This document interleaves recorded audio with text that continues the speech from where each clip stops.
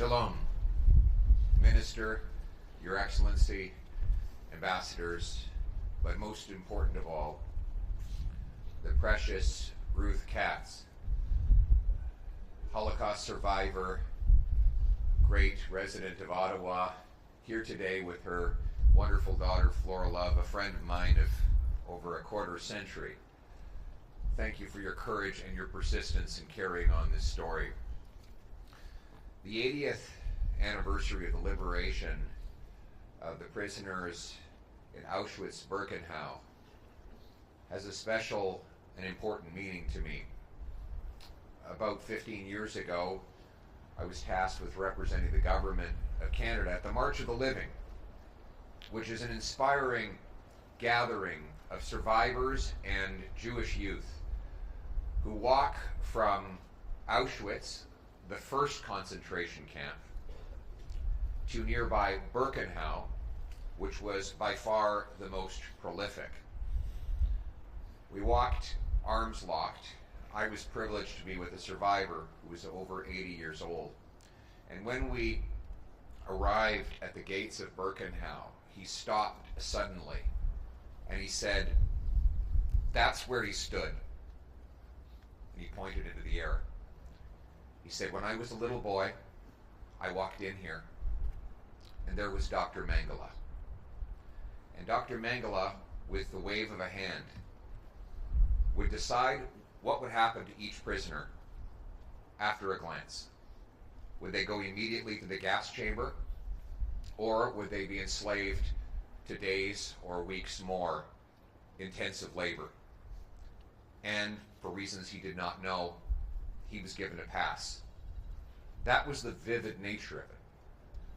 Mengele was probably the personification of evil on earth. He exemplified all that was evil about the Nazi regime: the cruelty, the murder, the twisted and perverted ideologies. An ideology that, though it did tremendous damage and killed over 6 million Jews, was ultimately defeated. The Jewish people triumphed.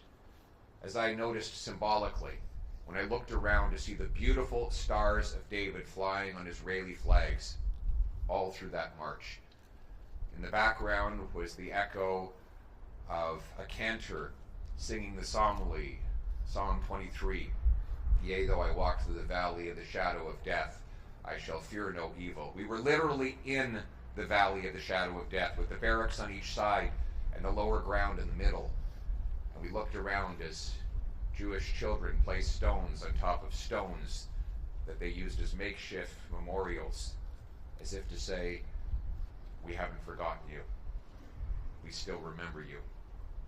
We still love you." That is the triumph of the Jewish people, who then later gathered their numbers and gave rebirth to the great state of Israel. And now, in that state, the Jewish people are the only people I know of who speak the same language, worship the same faith, on the same land as they did 3,000 years ago.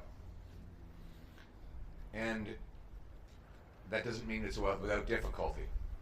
We had all hoped that we had left the ugly, authoritarian, socialist ideologies of fascism and communism behind. But they came roaring back with extreme and radical movements.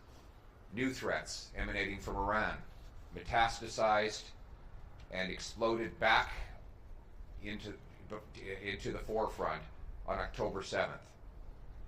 An unprovoked attack that was deliberately designed to carry out the maximum amount of cruelty against the most innocent people. A 7-front war initiated by Tehran seeks to carry out a Holocaust-like attack on the Jewish people. October 7th was the biggest massacre of Jews since the Holocaust. But in the period that followed, Israel has fought back. The regimes and the terrorist groups that sought to annihilate Israel have themselves been annihilated. And Israel has friends, as do the Jewish people. Friends that will stand through thick and thin, through fire and water, not equivocating, not speaking out of both sides of our mouth. We must stand with the Jewish people and the state of Israel in their effort to preserve their existence and to live a peaceful, democratic life. And that should not be taken for granted. We see on our own streets anti-Semitism, guided by obscene, woke ideologies that have led to an explosion in hate crimes. Hate crimes were up over 100% in Canada before October 7th. Now they're up 251%, with Jews being the principal victims of those crimes. We must not just condemn these things, we must take action against them. We must deport from our country any temporary resident that is here on a permit or a visa that is carrying out violence or hate crimes on our soil. It was obscene that the IRGC remained legal in Canada for 4 years after it killed 55 of our citizens in the attack on PS Flight 752. It is outrageous that 700 IRGC officials are on Canadian soil, many of them living the lap of luxury on the fruits that they stole from their own people.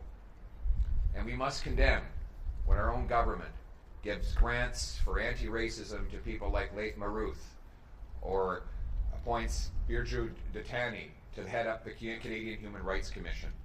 We must stand up against these outrages and stand for bringing our people together, united in our common values, our common freedom, and our common love for our country and for humanity.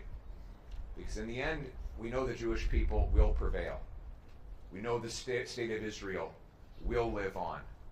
We as Canadians must live on as allies and friends, so that when we say never again, we mean it.